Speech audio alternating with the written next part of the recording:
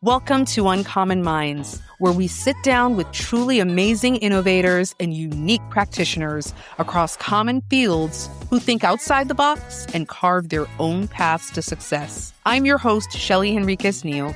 Let's lean into another great episode right now. There aren't too many people that I can say truly walk the walk of whatever they're about. And I more often meet people who struggle with that task and have complicated ways that they try to balance it all.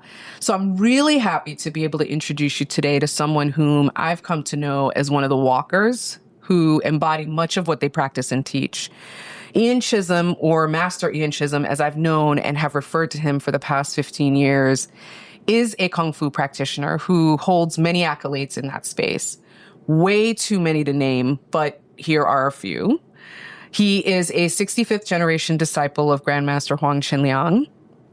He is a 6th degree Tien Shan Pai and World Kuo Shu Federation Black Sash. He is the vice president of the U.S. Kuo Shu Federation. He was the 2019 U.S. Kuo Shu Federation Hall of Fame inductee. He was the World Martial Arts Hall of Fame Outstanding Achievement of the Year. He was the recipient of that award in 1992. He co-authored Introduction to Tien Shan Pai. Master Chisholm is also a multiple-time chief referee, an outstanding international referee A, and referee instructor for the World Kuo Shu Federation, which is a very rigorous and very highly regarded referee certification path for Chinese martial arts full contact fighting. As a career educator, Master Chisholm has taught in Baltimore County Public Schools for over 2 decades, and he continues to support the school system as an advisor for teacher evaluation in their Department of Staff Relations. He is a devoted family man and one of the most admirable, humble, and inspiring people I've ever known. He is truly a great person to be around and learn from, and I am so thankful to welcome him with us today on Uncommon Minds. Master Chisholm, welcome to the show. Thank you so much. Yay! It's great to be here, and thank you for having me. I'm really honored to be here and to get the invitation to participate in this, so thank you. Absolutely. So we always start the same way on this show, where we always want to hear about our guest's origin story, or a little bit of their origin story. More specifically for you, how and at what point in your life did you turn to the practice and the study of martial arts? It was something I had been interested in since I was younger, probably even before I was a teenager. Being a kid who grew up in the 70s, I watched all the Kung Fu movies on Saturday afternoons and had some friends who studied martial arts. I always wanted to, but never had the means to do so. We couldn't afford lessons when I was a kid. I didn't have any way to get to a school even. So I did what I have always done, is I did the best I could on my own. I used to try to get books and study. I would actually ride my bike to the local mall, which was like 7 or 8 miles away on busy roads. I shouldn't have been doing this. I was like 12 years old. But I would get books and supplies and things and try to learn anything that I could. It wasn't until I was in college, in my second year of college, that I found a local martial arts school. And you talk about finding a diamond in a pile of rocks. This was a school that was a phenomenal school, a world-renowned teacher, and just an incredible place to study. So I started in 1989, and that was the beginning of my journey. That's incredible. That's a great story. I mean, the dedication that you had at such a young age without even really knowing the depth of what you were about to embark upon. I had no idea what I was in for. And you know, although she didn't say it, Miss Henriquez-Neal is also an accomplished practitioner who studied at the U.S. Kuo Shu Academy where I was and studied internal arts, Taiji Chuan, for many years. Yes. Thank you. Thank you for shouting me out there a little bit. Yeah, I ask about the origin story because so many of us, I mean, I know I did too. For me, it was The Last Dragon with Timac. Yeah. But those movies are really an entry point, right, for many of us who become practitioners for a very long time. Right. What do you think it is about martial arts that is so appealing to some people but not others? What is it that you've found, or have you even thought about that? No, I have. And it's funny when we talk about the movies because they're a little bit of a false flag because you see these characters who are heroic and you watch the movie and you get the sense that they're almost superhuman. And that was, quite honestly, that was my interpretation when I was younger. And even when I first began to study, and it was kind of part of my fixed mindset that I had at the time, which was what I didn't understand talent being based on skill, that it was effort-based ability. I had always been under the belief that people who were good at things were gifted. It was natural. The greatest athletes, even people that I knew growing up who were good athletes and they played sports and were really successful, I thought it was just they had that certain something. Sure. What I came to realize through martial arts was that there is no certain something other than practice, that we all have the ability to be exceptional in some way if we apply ourselves and if we put in the work. So I think that was what has kept me involved for so long too, because knowing that effort-based ability is one of the keys to success, I found that also began to transfer not just from my study of martial arts, but into everything else that I did. But the martial arts was the catalyst for that. It was the culture. It was the actual training that we did and what that instilled in me that began to just become part of the way that I did things. Right. That's fantastic. And you really sort of lead us into a couple of questions that I wanted to ask in the next segment here, which is really Kung Fu beyond the performance of it or the practice of it, right? So it's the philosophy. Martial arts or Kung Fu literally means skill developed through time and effort. Right. It's almost a literal translation. A lot of people don't realize that. And I love that what you're talking about is the fact that this definition, it becomes a mirror for your life path, especially if you dedicate a lot of time and a lot of energy to it. When did Kung Fu shift for you from something that you practiced to something that you lived? Pretty quickly, actually. And I attribute that to the culture of the school and my teacher. When I did first start, I fell in love with it pretty quickly. I loved everything about it. I loved the camaraderie of my classmates. I loved the tradition. I love how respect was such a key element and really the most important element of the training. I loved the physicality of it. And it was interesting because when I first started taking classes, I could only afford to go twice a week. And I loved it so much, I got a second job on campus so that I could have more money to pay for more lessons.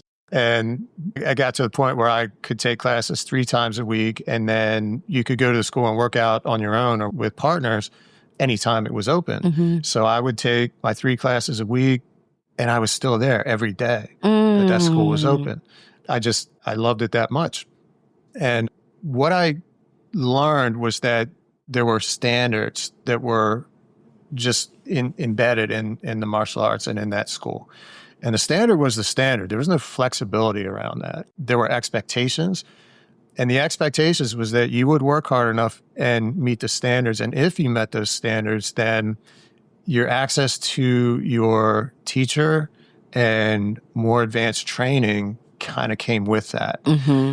In a way, I learned that it was always a test. Everything was a test. It was how consistent are you going to be in your training? How evident is your practice going to be? And that your teacher was always watching. Even if you didn't really see him much or interact with him much, he noticed when you were there. He noticed in class when you had been practicing because he could tell. You can't fake it. Yeah. So what that really began to instill in me was that growth mindset, and that I began to see that, I can get better at this. I can do this if I'm putting in the work. And it was just, at that time in my life, it was exactly what I needed. Because in college, I didn't really know what I wanted to do. I didn't have a career path carved out. My path of going into education was almost simultaneous with the martial arts training. I went into education as a sophomore. When I was in college, I went down that pathway towards an education degree. And the two complemented each other so well. Yeah. Because what I was learning in class because eventually I became an assistant instructor, it taught me how to lesson plan. It taught me how to manage time. It taught me how to engage students. And at the same time, I had this great model of a teacher who set very high standards and communicated very high expectations. Absolutely. And it just kind of lit a fire in me where everything after that, where I had gone from someone who didn't always necessarily apply himself and didn't necessarily have a lot of motivation to try to strive for excellence. Now I did, because I saw that my effort was being recognized and I was learning more. And so I started just doing that in everything that I did, in my studies, in working towards becoming a teacher. And when I did eventually become a teacher, a classroom teacher, I always wanted to go above and beyond for my kids. I always wanted to do more.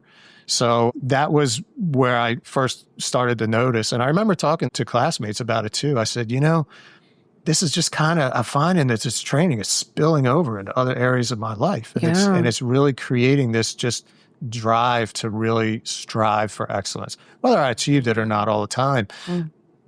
But I made the effort to do so. Yeah. I love hearing you say that. And I think that it really, truly, if you get it, you get it. And if you've lived it, you understand. I'm thinking about what you're saying. And I'm like, gosh, I remember when it happened for me, you'll be in meetings at work and all of a sudden you're like, gosh, I didn't respond to that the way that I used to respond to that. What's going on? And you start to realize that your training is informing exactly how you react, respond, not react. Right. When you're physically training, you don't think about it. And it just sort of seeps into you. And it shows up when you least expect it. It manifests itself in so many different ways. And it's not just the physical aspect. It really is the mental and emotional aspect as well. Yeah. And again, I think a lot of that is just because our school and my teacher was so focused on respect and character development as the primary goals of training. All the physical aspects of it were important, but that was more the vehicle. Yeah. The outcome was really that character development. Again, it was the best thing I ever did for myself. Yeah, absolutely. What aspects of Kung Fu are often misunderstood?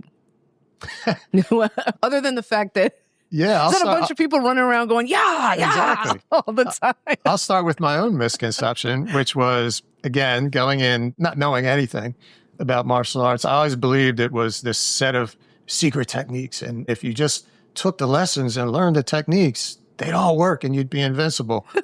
Nope, not at all. Again, everything was about hard work. And you learn techniques for self-defense, but if you didn't practice them, they weren't going to work. And so you would learn, you try it, it would work sometimes, it wouldn't work sometimes, and you had to become really reflective and think about, you had to practice mindfully. And I used to tell my students this all the time when I was leading class, and I would say, when you practice, what are you thinking about? Are you going through the motions physically, or are you thinking about what you're doing? And in being reflective, you begin to notice what's working, what's not working, and why it's not working.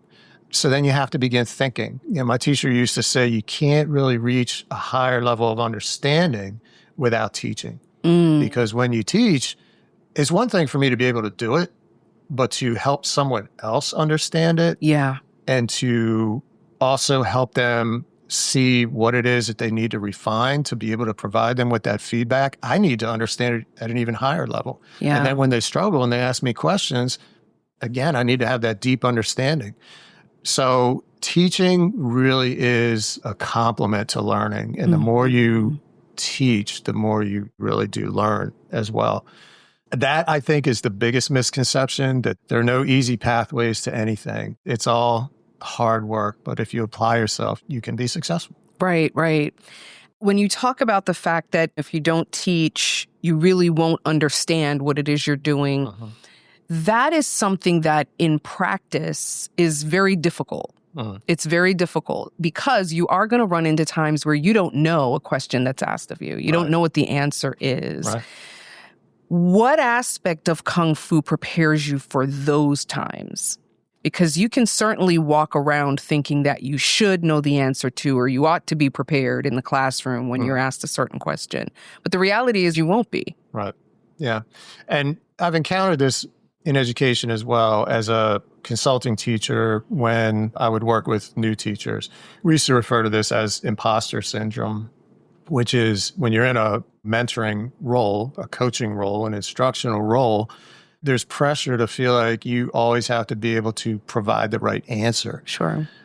And the reality is that a lot of times the answer lies within the individual.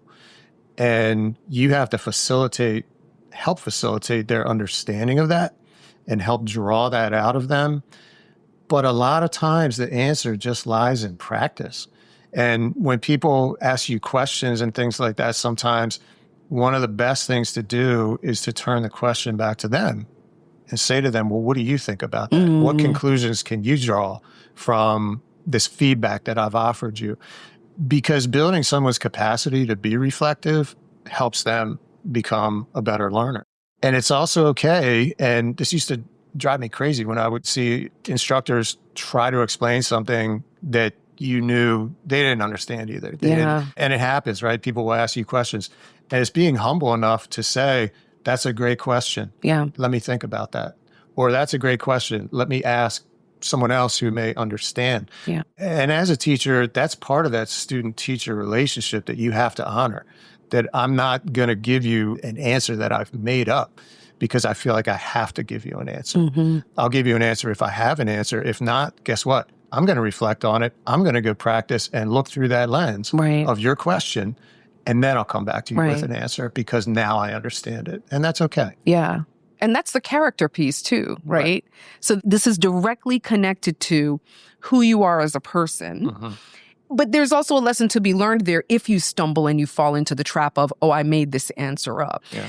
Talk to us a little bit about how martial arts influences your presence and your work as an educator. One of the biggest lessons that I learned as a martial artist was perseverance. We have a student creed that we say at the beginning of classes to remind us of the character traits we're trying to develop through our training. Perseverance is one of the most important ones. And it's very, very true because we don't fail until we stop trying. You're not always going to be successful the first time, maybe not the second time, but you always have to get up one more time than you've been knocked down. That applies very much to teaching as well. Teaching is one of the most complex, emotionally exhaustive endeavors you can engage in as an adult. There's an organization that we work with quite a bit now, and the organization is called Research for Better Teaching, and they've been around since the early 1970s. And everything they talk about is about high expertise teaching techniques. And one of the things that they talk about in one of their courses is they ask people to say, how many decisions do you think a teacher makes on a daily basis? Right. What would you say if you had to answer that question? Can I answer the question with a question? I guess, but then I might ask you a question back. Right, I'm warning I know, you. right? You know how I do. I would say on a daily basis, 100. And this is based on research. Over 1,100.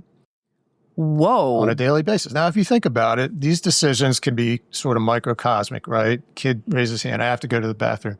I lost my pencil. What am I supposed to do? There's 27 of these questions going on at the same time, too. Thinking about how I'm going to respond to a student who may be acting out. Thinking about how I'm going to respond to a student who doesn't get it. Thinking about what I'm going to talk to that parent about who wants me to call them about their child's progress, whatever it is. It's really, really hard. It's a hard job. And burnout in education is a major thing. We are facing a crisis right now, and this is not just local, this is national. And we kind of are riding the crest of this wave that's been coming for over 2 decades where we have a teacher shortage. To put it in perspective, I started working for Baltimore County in 1991. That was when I first became a classroom teacher. The following year, they actually had a hiring freeze because they had too many teacher candidates for positions that were available. Wow. For the last several years, it's been a challenge to fully staff schools. in addition to that, the vast majority, and again, this is nationwide, the vast majority of new teachers are unlicensed, which means they did not go through a traditional teacher prep program in college. So they may have a degree in some content area, but they haven't learned the art of pedagogy, of how to deliver instruction.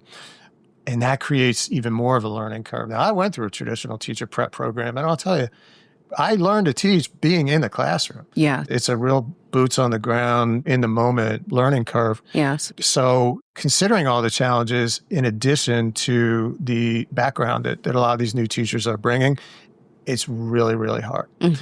What kept me going for those 20 years that I was in the classroom and then, the additional time beyond is perseverance.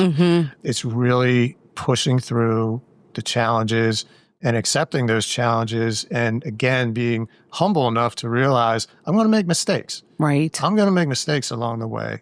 Every teacher who's a veteran looks back at their first year and kind of cringes. They say, oh my goodness. At least I don't think I damaged anyone in my first couple years.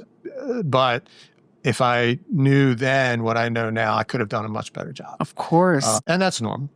But perseverance is one of the most important lessons that I've learned. The other is humility. And humility, I've always kind of said, it's my favorite characteristic of all the different things we try to develop in martial arts, because I really do believe that the more you learn, the less you know. I've only ever studied from one teacher. Started over 35 years ago. And people sometimes said, you ever want to study a different art? You want to learn from someone else? I said, absolutely not. I said, I'm still working on the things that I've learned. I've learned enough to last me a lifetime. I could practice 24 hours a day, every day, and still have things to work on. He's incredibly knowledgeable, but incredibly generous with sharing his knowledge with me. And, I always am looking at what can I do better? What can I do better? And it's the same thing with work. It's the same thing with teaching. Again, like I said, if I knew then what I know now, I could have been better, but that's part of the journey. It's being a lifelong learner. And even when you get to a certain level, always knowing that there's more to learn. When you say if you knew then what you know now, you'd be better, is that really the mindset that you carry into your conversations and your guidance that you're giving to newer teachers? You're thinking, let me help them and give them just this little bit more or this different type of guidance to help them see further than what I had when I started. Yes. And as an instructional coach, it's really a peer-based relationship. This is not evaluative. It's not supervisory. It's peer coaching. It's instructional coaching. And in doing so, there's so much to learn with that too, because you learn about adult learning theory and what adults bring to the table in their learning. You learn about navigating relationships. You learn about providing objective feedback that's data-based from your observations of the teacher, but also understanding and being able to read someone's capacity, someone's skill level. How much feedback can I provide this individual that's not going to overwhelm them? And if there are 5 different things that I have observed that I think would be beneficial to help her improve, well, which of those is going to have the greatest impact? What's my entry point to coaching? So there's a lot of other things to navigate there. I will at times use myself as an example, especially if there's something I can show about a mistake I made, because sometimes I think you have this relationship and someone is a mentor. Well, at one time, I was far from that role. I was a newbie, and I still look at myself as learning. I learned a lot mentoring teachers. I watched things they did, and I was like, wow, that's a great strategy that they just used, and they're applying their learning from the feedback conversations that we've had. So, yeah, it's helping people along, I think, is one of the most important roles in the school system today, is being able to help support new teachers. And I did a research project a few years ago that was really looked at teacher attrition rates versus teacher retention rates. And it studied what the reasons were that teachers left and the reasons they stayed in the system. And the common thread that ran through all of those, it wasn't about, now, this may have shifted a little bit post-COVID, but at the time, it wasn't about salary, it wasn't about student behavior, it was about the amount of support and the level of support that teachers perceived they were getting. Interesting. So to me, that was when I also started looking at the opportunity to use feedback as more of a vehicle for growth and development over evaluation, and really looking at this feedback that we could provide teachers with as a way to help them improve. Because as the teachers improve, student achievement increases. Wow. It's that simple. The teacher is the most important factor towards a student's success. Yes. So if we can help our teachers continually improve and help them become reflective, so that eventually when they don't have that coaching support, they've developed the capacity to be reflective and to apply their own learning. And that's one of the most important things we can do for students. Yeah, yeah. You talked about burnout. What are some of the patterns that you see repeatedly in teachers who are overwhelmed or overcapacitated in any way? And again, this was pre-COVID, and I did see a shift during and after COVID, but pre-COVID, which was the majority of the research that I have, it showed a pattern in years 1 through 5 of a teacher's development. And it was a rising curve in attrition. So there's a certain number of teachers who would give it up after the first year, before even the first year was over. It seemed like that number would rise up to year 5. And then if people got past year 5, there was just something about that number, then they would usually stay. COVID shifted that a bit because the shift to virtual learning was a challenge for a lot of veteran teachers. Yes. So teachers who weren't as comfortable with technology or had been teaching in person for 20, 30 years, now we're faced with this shift to virtual learning. And I think the transition was a little easier for younger teachers, newer teachers, because they were just better with technology, probably attended online classes through their own education, so they were a little more familiar with it. But there's a lot of things that contribute to teacher attrition. Like I said, it's levels of support. I will say salary has always been an issue. Sure. And it's unfortunate because these are conversations we were having when I started over 35 years ago, and we're still having them today. Yeah. And people always say, oh, teachers should be paid more, teachers should give it. But it still hasn't happened. I mean, there are things in place like the Blueprint for Maryland's Progress and things that are trying to raise the standards for teacher salary and things of that nature. But it's also hard because of budget constraints.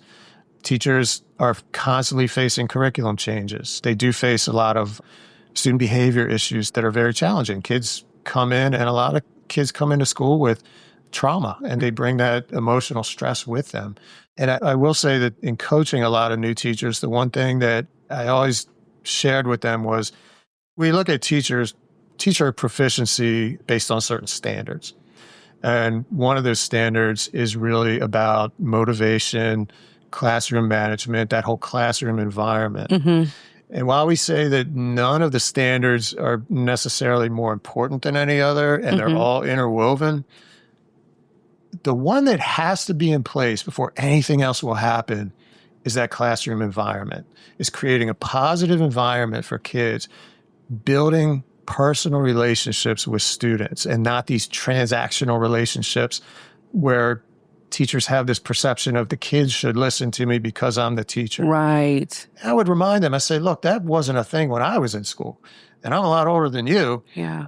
I'm really good at remembering things that are meaningful to me. I'm really bad at remembering where I heard it, so I won't attribute things correctly. But there's something that says kids don't care about how much you know until they know how much you care. And that is absolutely important. If kids don't think you care about them, if they don't want to be in school, and a lot of them don't, let's face it, the distractions nowadays are much better than the distractions when I was in school, and half the time I didn't want to be in school. Yeah. But if kids want to come to school, if it's a place where they feel valued, if it's a place where they feel connection, if it's a place where they feel like there's at least one adult in this building who really cares about me, who I can go to, and especially if it's their classroom teacher, they will do much better. Yes. Because I can plan a phenomenal lesson. I can be a top-notch instructor.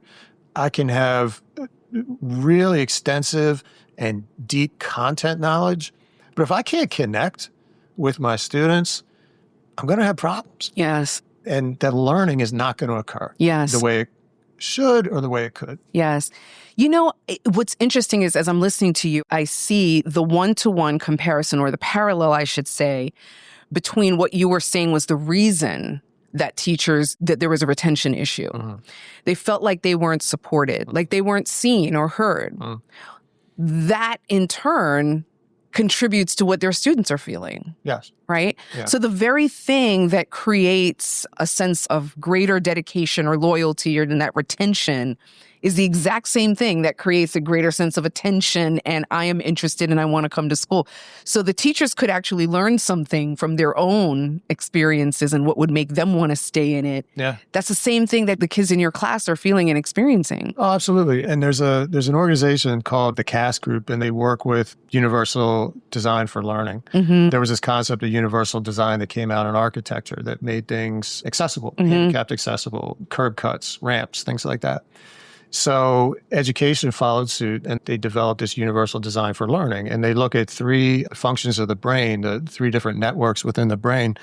And they look at means of expression, means of representation, and means of engagement. And that engagement is the affective network of the brain. And when they first developed this framework, that was in the last position.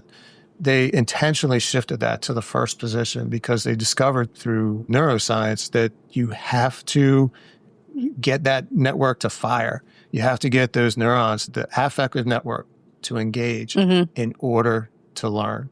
Wow. Once you engage that, then you set the brain up to be receptive to new information. Wow. But if you're not tapping into that affective network first, it's going to be a battle. Right, right.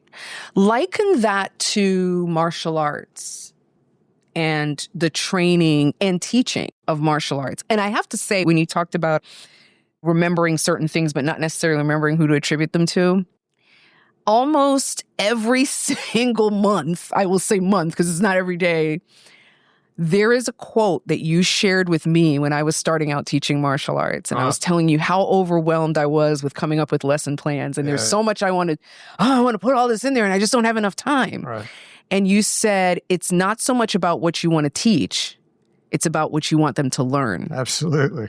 I'm glad and I said that. Never I say forget that it. all the time. Oh my goodness. I have never forgot it. And I will talk to people all the time and I will say it because it is so applicable to so many different things, right? And as someone now who facilitates a lot of workshops, I'm constantly going, okay, you need to, and doing train the trainers for other people who lead workshops, I'll say, oh, you got to pare that down. Yeah.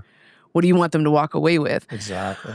But when we talk about teaching in martial arts and also in the classroom, there's this whole person perspective that you just have to be aware of, right? And you just talked about that affective part of the brain and what is happening there when it comes to martial arts? And you talk about very, very traditional martial arts and the way of teaching and learning there.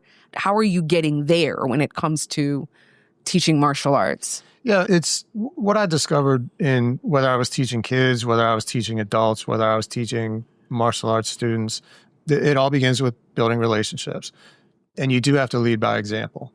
Again, my school was just such a wonderful place to learn because I had the people there who were the leaders, especially my teacher, just looked up to so much because, as you said, they were walkers. They walked the walk. And I was fortunate enough in that school to also have a lot of there were other instructors in the school and classmates who I think, to a large extent, because of my involvement and because I was there like every day and working really hard, they kind of noticed that. A lot of them kind of took me under their wing, and not just in helping me train, but in helping me understand the culture of the school and of the martial arts, which again was embedded in respect for those who came before you, whether it's the system founder, your own teacher, your instructor, your senior classmates. What you begin to find is like, I'm just respecting everyone. Right. And my peers, the newer students, because I was shown the right way. Now I know how to interact with others as well. And within the martial arts, because that structure is there and you teach students about that a lot when they first come in, and it's consistently emphasized. That never goes away. We're always talking about respect, and we're always really trying to instill that in our students. So I already had great models of the type of person I should be. And from my own experience, whether it was through martial arts or whether it was through being a classroom teacher, I also understood the importance of building relationships. And because my students, I think, knew how much I cared about them, I could also really push them. Right. And that was about having those high standards and high expectations and being able to, and a lot of the students that I worked with went on to be really, really successful in the martial arts. And that's always a teacher's greatest. And again, this is not from me, this is from my own teacher. That's a teacher's greatest success, is seeing your students be successful. Right. Because that's why you do what you do. That's what teaching is about. Absolutely. Absolutely. How do you define leadership now compared to earlier in your career? It's a continuing evolution. The first master's program I started was administration and supervision, which would have put me on track to be an assistant principal or a principal. I never really aspired to be anything other than a teacher because I loved it. I loved being in the classroom. I loved working with kids and helping them grow and become confident in their abilities. I had to do something because you have to get a certain number of credits for an advanced certificate or an actual degree. So I was sort of guided this way by people I respected, and they said, "Oh, you'd be a great principal. You should do this." Okay. I got within 6 credits of completing that degree, and I didn't finish. Not that I think not finishing things is good, but there were also other things that got in the way. Again, martial arts was more of a priority to me at the time, so there were some semesters I didn't enroll and take classes. This was taking forever. But what I came to realize during that time was I am not yet understanding leadership well enough to do this. And the more I saw what that job actually entailed, let me know that I don't think this is what I want to do. So that was okay. But what I have learned about leadership is, and my own personal beliefs about it, in leadership roles that I've had, I really believe in flattening the leadership curve. I think that's really important. And again, I think that goes back to the values I learned through the martial arts, which is respect and humility. It's about empowering the people around you. And I know a lot of the most successful leaders today will talk about that. I surround myself with the brightest people I can find. I surround myself with the most positive people I can find, not like toxic positivity, but actual positivity. And you have to listen. You have to listen. If you want to lead, I feel like you earn the right to lead in anything. Absolutely. Leadership is not, it can be bestowed upon you, but you have to earn that right every day. And every time I got up to teach a class, I realized these people are here. They're coming for their own, and you get to know the students. You know why they're there.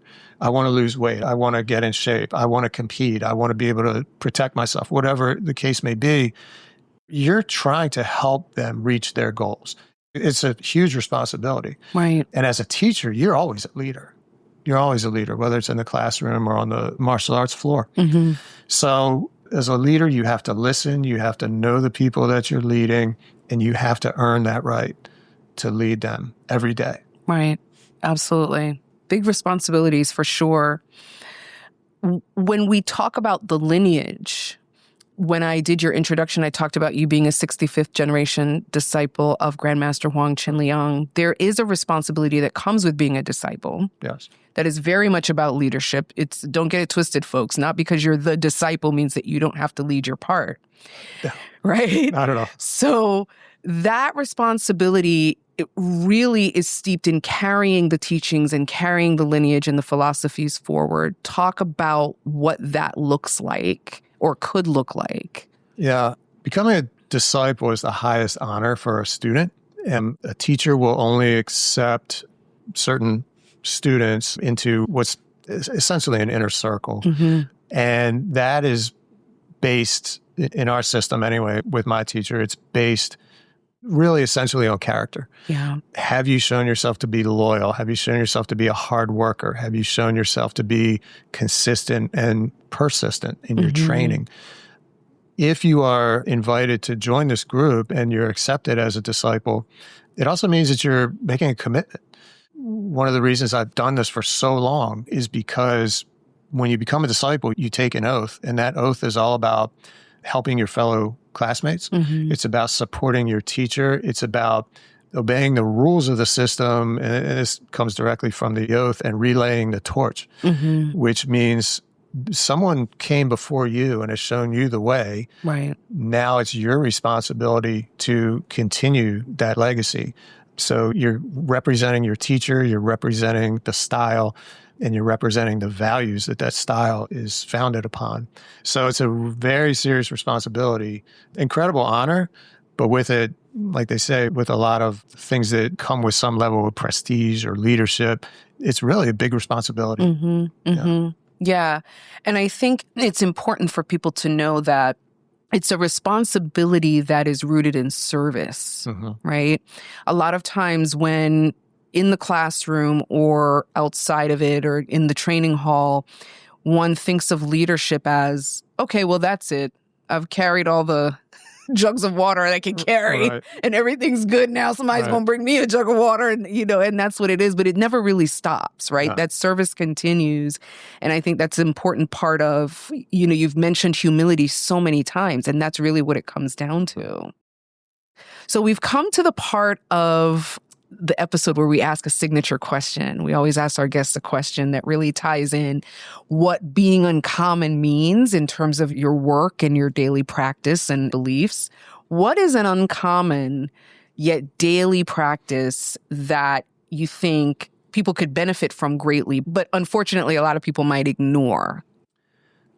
Yeah, in a word, discipline.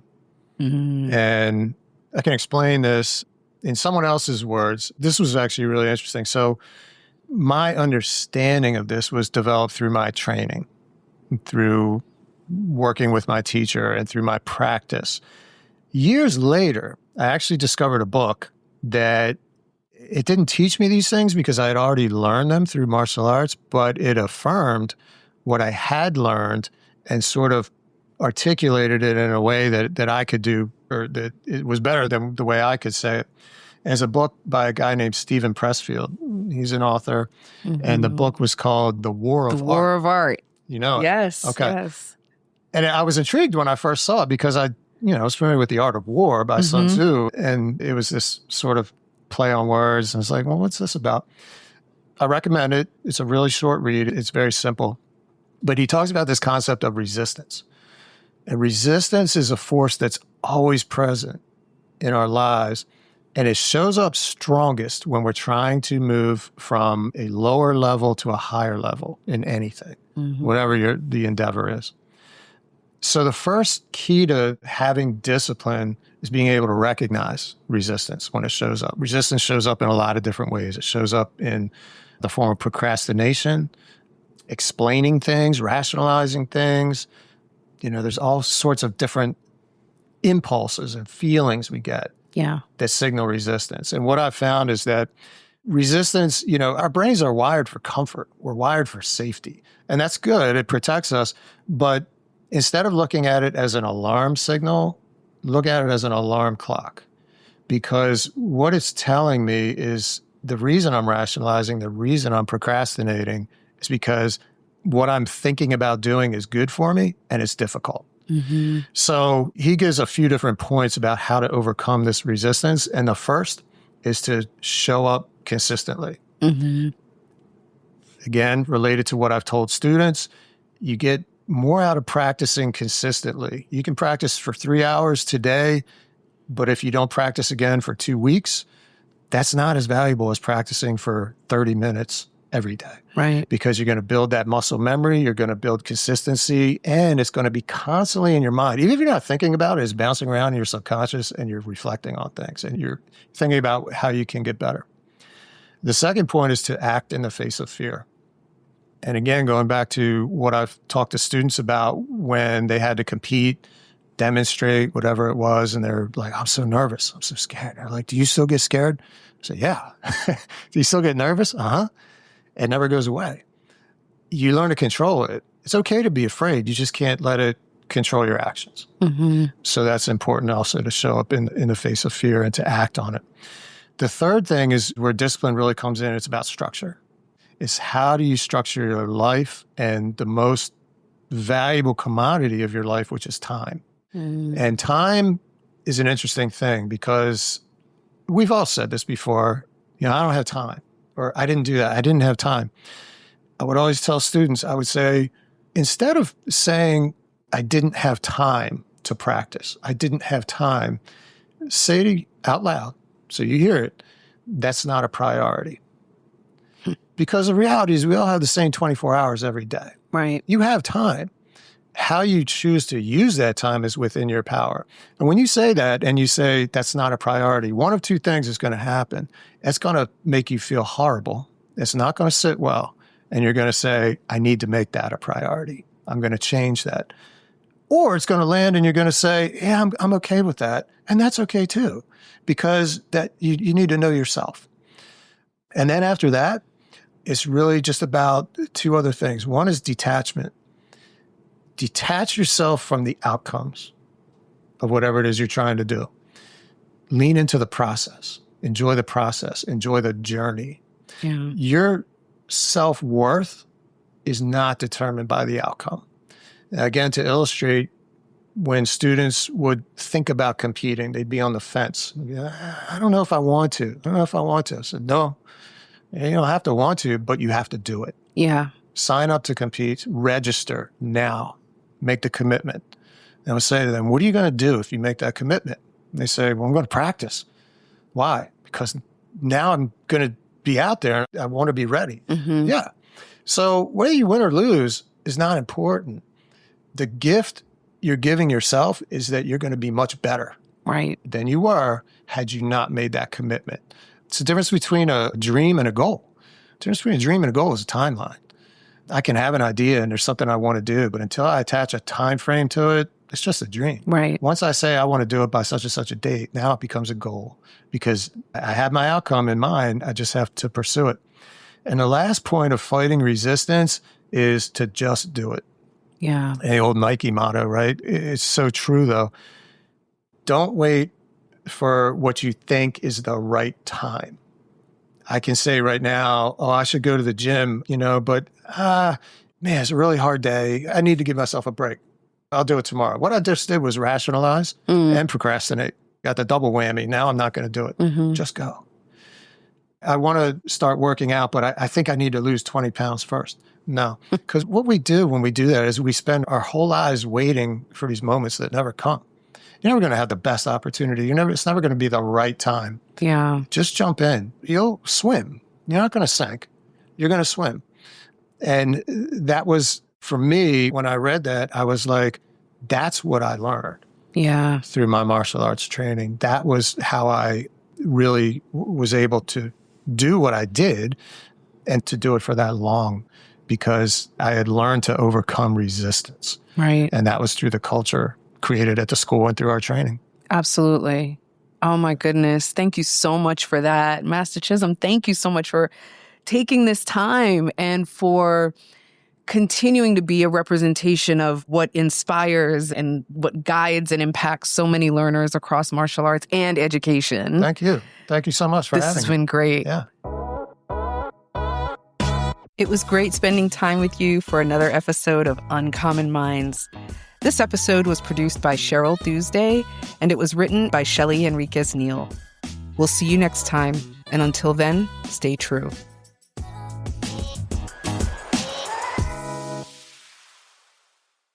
This podcast was edited by Resonate Recordings.